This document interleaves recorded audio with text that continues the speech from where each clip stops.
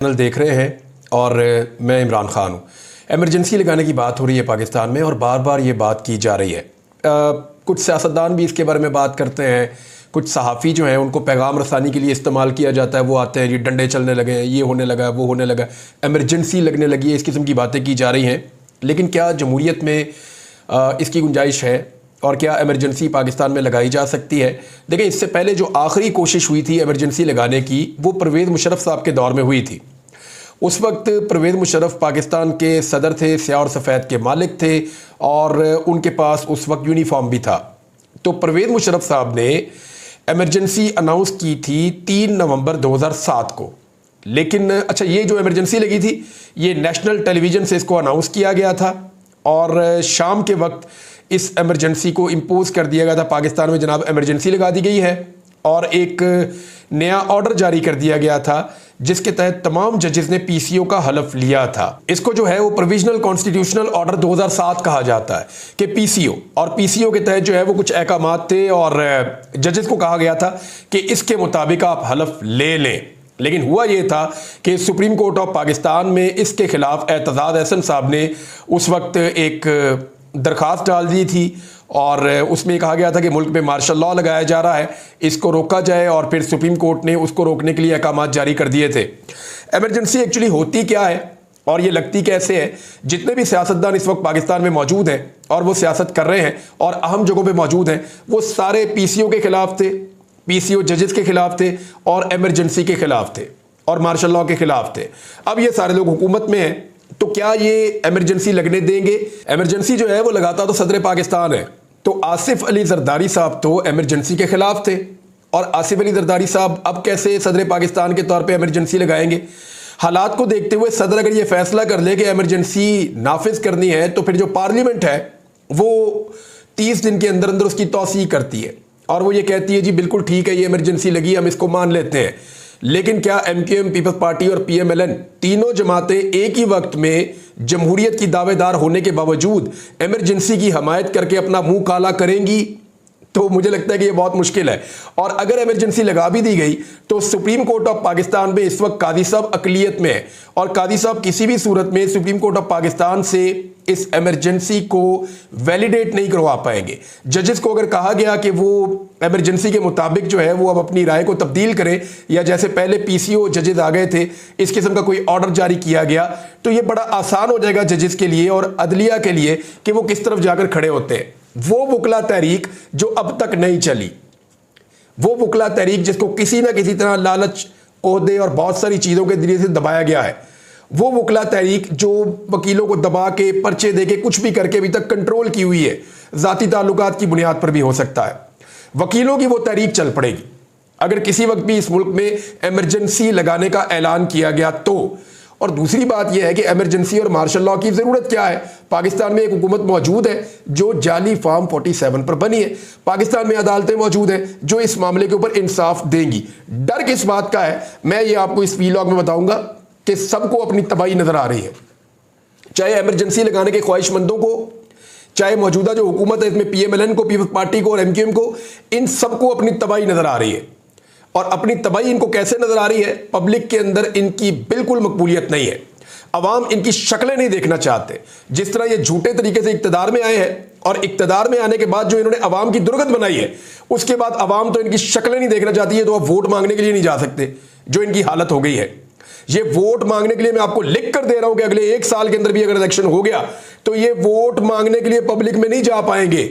इनके साथ वो करेगी पाकिस्तान की पब्लिक, और ये नजर आ रहा है जो इन्होंने पाकिस्तान के लोगों से बदला लिया है, जो पाकिस्तान के लोगों का इन्होंने हाल किया है। तो जितने भी लोग जिनकी ये ख्वाहिश है कि एमरजेंसी लगाई जाए, एमरजेंसी लगा नहीं पाएंगे। उसकी रीजन ये है कि अदलिया की एक तहरीक खड़ी हो जाएगी, सिविल सोसाइटी खड़ी हो जाएगी और जो जजेस हैं वो इसके खिलाफ डट कर खड़े हो जाएंगे। एक बहुत बड़ा बहरान पैदा हो जाएगा और सबसे बढ़कर यह है कि अवाम ऐसे किसी भी फैसले की हमायत किसी सूरत कभी भी नहीं करेगी। जिस तरह परवेज़ मुशर्रफ गैर मकबूल थे, आज ये लोग उनसे ज्यादा गैर मकबूल हैं और अगर इन्होंने कोई गैर मकबूल फैसला किया तो जो परवेज़ मुशर्रफ के साथ हुआ था उससे दुगना इनके साथ होगा। इन्हें डर क्यों लग रहा है वो मैं आपको बाद में बताता हूं, लेकिन पहले 2 खबरें ले लें, बड़ी इंपॉर्टेंट है। एक तो खबर यह है कि मुस्लिम लीग नून ने एक पटिशन दायर की थी, रिव्यू पटिशन, कि जनाब ये जो फैसला दिया गया है, हम इसके रिव्यू में जा रहे हैं, जनाब इसको स्टे दिया जाए इस फैसले के ऊपर, मखसूस नशिस्तों वाला जो फैसला है, क्योंकि हमें तो 2/3 अक्सरियत चाहिए, हमने तो आइन में तब्दीली करनी है और आइन में तरमीम करने के बाद हमने काजी फायद ईसा साहब को एक्सटेंशन देनी है 3 साल की 2/3 अक्सरियत मिलने के बाद।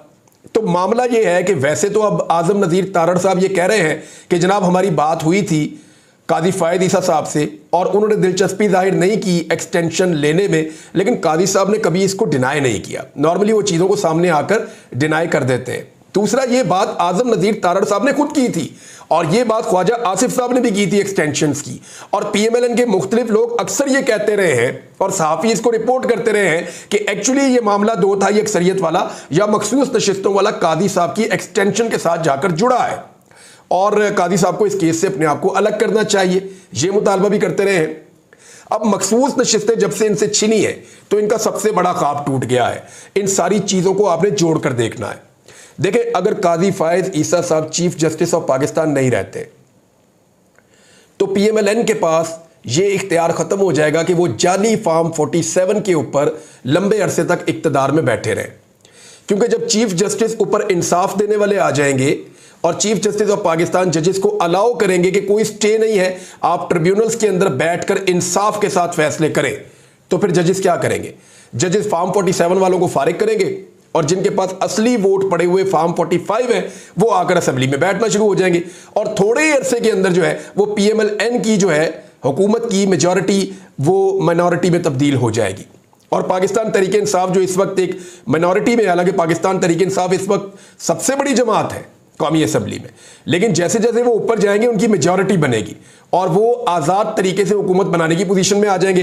अगर तहरीक इंसाफ हुकूमत बनाने की पोजीशन में आ गई तो इनका तो सारा खेल खत्म। तहरीक इंसाफ पाकिस्तान में नया इलेक्शन अनाउंस कर सकती है असम्बलियाँ तहलील करने के बाद, सदर के बाद किसी चीज़ का चांस ही नहीं होगा।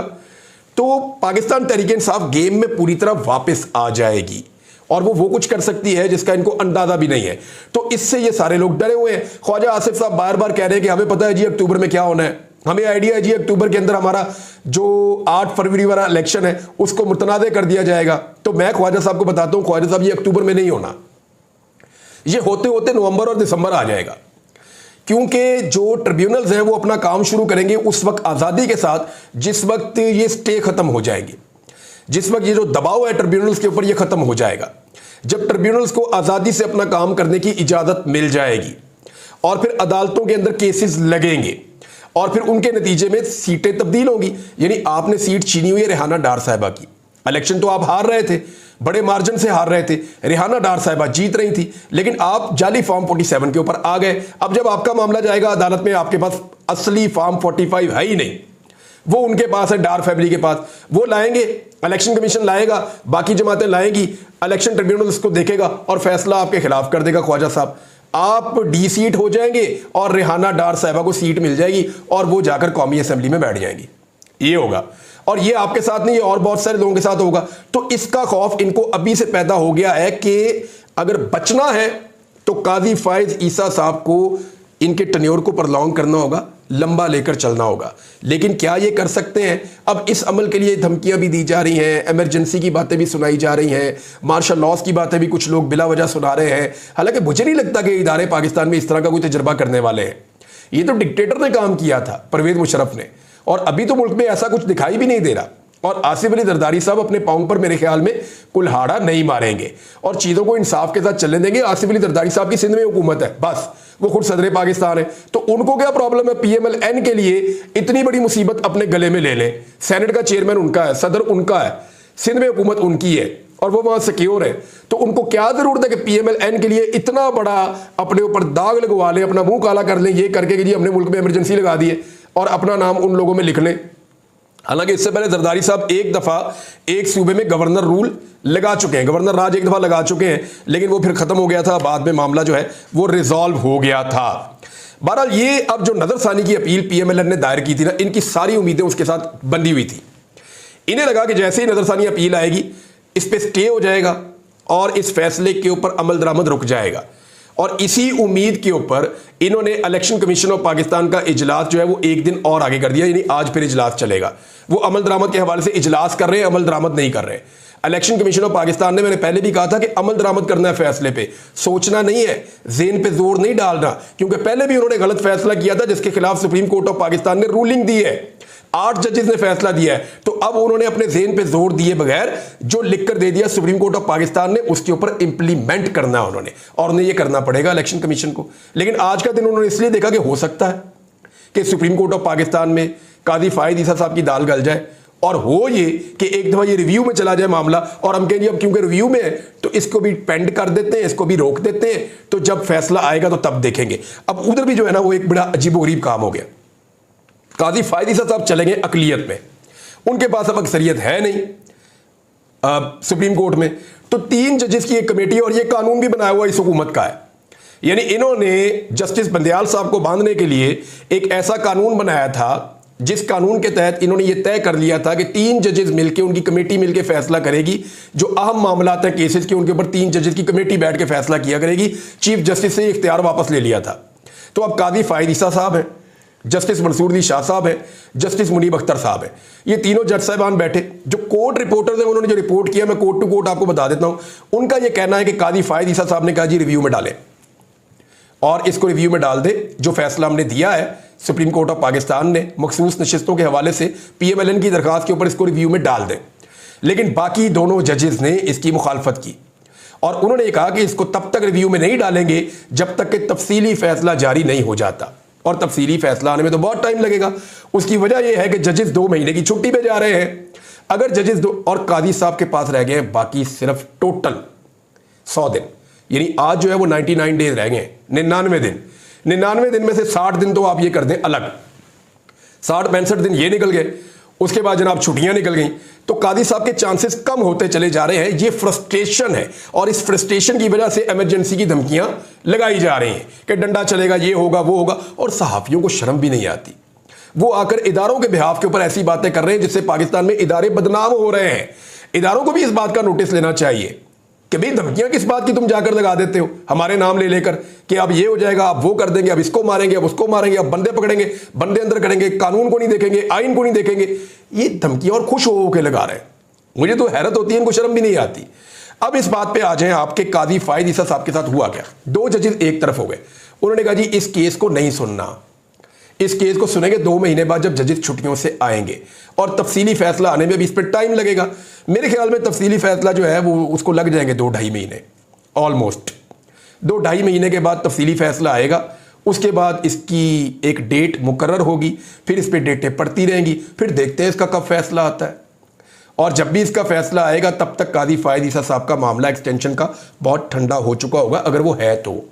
ख्वाजा आसिफ साहब भी यही बातें कर रहे हैं कि जनाब अक्टूबर में ये हो जाएगा, वो हो जाएगा। तो इन सबको एक्चुअली नजर आ रहा है कि काजी फाहिद ईसा साहब इनकी लाइफ लाइन है। अगर वो लाइफ लाइन इनसे छिन गई या इनके हाथों से चली गई तो फिर इनके पल्ले कख नहीं बचेगा। एक और चीज आज होने जा रही है, ये भी बहुत इंपॉर्टेंट है। 3 बजे इजलास है एडहॉक जजेस के हवाले से। देखें 2 झटके तो काजी फाहिद ईसा साहब को बहुत जोरदार लगे। कैसे? 2 जजेस मकबूल बाकर साहब और एक और जज साहब, यानी 2 जजेस तो छोड़ के निकल लिए। उन्होंने कहा जी हम तो नहीं बनते एडहॉक जजेस, जाती वजूहात बताई उन्होंने, कहा जी हम ये काम नहीं करते। बाकी रह गए 2 जजेस। देखना यह है कि वो 2 जजेस खड़े रहते हैं या नहीं खड़े रहते। बहरहाल इसके ऊपर जो है वो जुडिशल कमीशन का इजलास होगा आज 3 बजे, और उसमें फैसला किया जाएगा एडहॉक जजेस के हवाले से जिन्हें काजी फाहिद ईसा साहब लगाना चाहते हैं।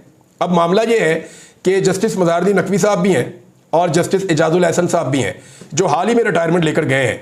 अगर उन दोनों के नाम दे दिए गए, आप जस्टिस साकिब निसार साहब का या और ऐसे जजेस का भी नाम दे सकते हैं लोग, तो काजी फाहिद ईसा साहब का क्या बनेगा? देखिए काजी साहब जो लोग कह रहे हैं ना, या जो वकला कह रहे हैं, एक्चुअली वकला इसकी मुखालफत कर रहे हैं। जितनी भी बार हैं उन्होंने इस मौके पर इस अमल की मुखालफत की है कि एडहॉक जजेस ना लगाए जाए, ये मजाक बन जाएगा। और वो ये कह रहे हैं कि काजी साहब अपनी अकलियत को अक्सरियत में कन्वर्ट करना चाहते हैं, या एक तासुर देना चाहते हैं कि उन्होंने अगर उनसे अक्सरियत छिन भी गई सुप्रीम कोर्ट ऑफ पाकिस्तान में, आज वो फैसले अपनी मर्जी के नहीं कर पा रहे, तो इसके बावजूद वो दूसरा भी एक हरबा कर सकते हैं, अपने मनपसंद जजेस या हम ख्याल जजेस उनको सुप्रीम कोर्ट ऑफ पाकिस्तान में लाया जा सकता है। तो ये भी एक तासुर बन रहा है इससे। तो इससे फर्क क्या पड़ेगा? मेरा नहीं ख्याल कि इन चीज़ों से कोई फर्क पड़ने वाला है।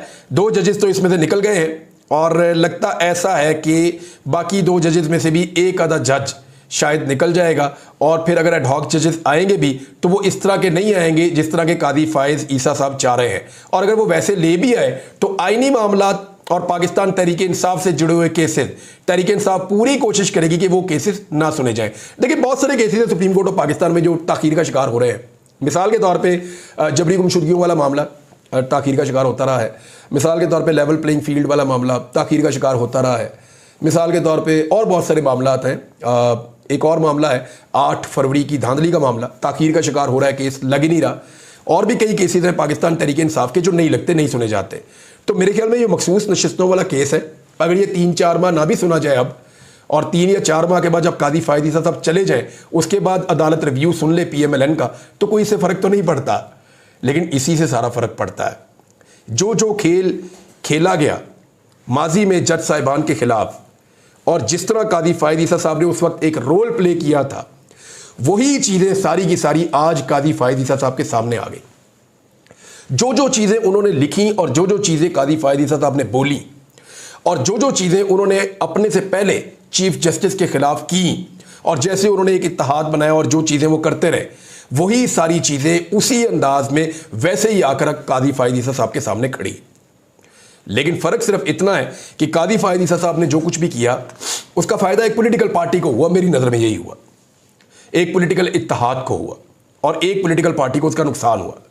लेकिन जो कुछ आज जजेस कर रहे हैं उसका फ़ायदा इंसाफ को हो रहा है, मुझे तो ऐसा दिखाई दे रहा है। यही वजह है कि वो सहाफ़ी या वो लोग जो कल तक कादी फायद ईसा साहब को मसीहा समझते थे और उनका एक बुत बना के उसकी पूजा करते थे, उन्हें लगता था कि कादी फायद ईसा साहब बड़े शानदार जज हैं, उनको धचका पहुंचा। और देखें, उन्होंने अपनी ज़मीर की आवाज़ के ऊपर अपनी राय को तब्दील किया।